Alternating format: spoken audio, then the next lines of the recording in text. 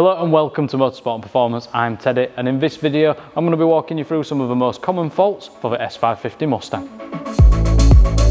So at the front of a S550 Mustang, and this goes for most of the models, I believe the Mach 1s haven't started having the issues yet.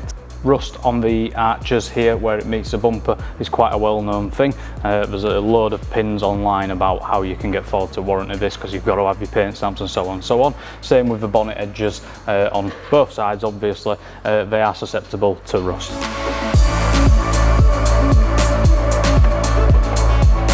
One problem quite common on the 15 to 17 models is the inlet manifold IMRC runners. So they're just a runner that extra control how much air goes into the cylinders for a bit better load down drivability and torque. There's a little actuator on the back of the inlet manifold that tends to snap, meaning the IMRCs don't open. You might get misfire fault codes, you might get some rough running. So easy fix, replace or update the inlet manifold. So on the interiors of the cars, there's normally only two very common-ish issues. Now, one's not really the interior, but it is linked. Handbrake, that's a good handbrake, nice amount of pull. If you find that your handbrake's up here, chances are you've got a rear caliper with a sticking spring. So that can be cleaned up or replaced. Cleaning it up isn't going to fix it forever, however, it is going to help get you to your next service. The next fault on the interior is if you're opening your door and the window isn't descending that little bit to allow the door to open, that's normally a fault with a plug on the driver's door that is just not in properly. The pins are a bit loose. It can be cleaned up, squeezed, put back together. 9 times out of 10, there's no parts needed to replace. So now we're on the underside of the car, and this is where most of the common problems actually lie. So first one being that the lower arms, this is your lateral link and this is your tension link, these ball joints here are prone to failing. This is mostly 15 to 17, but we have seen it on up to the bullet. Another thing while we're in this wheel arch is it's not really a common fault, it's just a common problem, and it's an entire common problem. No Mustang in the UK actually comes with any camber adjustment from stock. There is no camber adjustment in here. Easy fix, camber bolts, tyres don't wear on inside edge. Simple as that. Now, oil coolers. We've done about 5 videos on these, but I'll just tell you briefly. The water to oil cooler is susceptible to fail. 15 to 17s mainly, we've seen it on 18s. Mach 1s don't suffer with this issue because they've got an external air to oil cooler.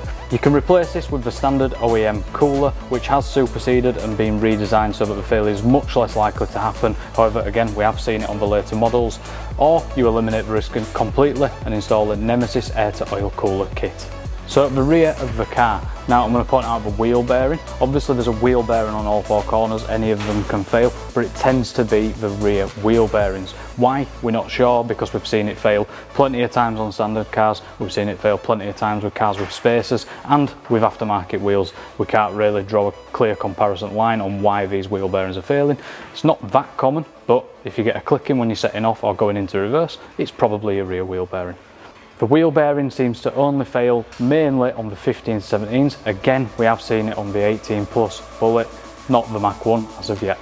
So this is obviously a 15 to 17, so there is no active exhaust on this car. However, on the 18 plus cars, they have an active exhaust wire which points to the rear of the car, and there's a nice sharp metal plate here for it to rub on, corrode the wires, blow the fuse, and then you've got no active exhaust, no driver modes available. It's a simple fix. It's mainly down to an incorrectly installed H-pipe, but it's not always. It is on standard cars as well, just not as much.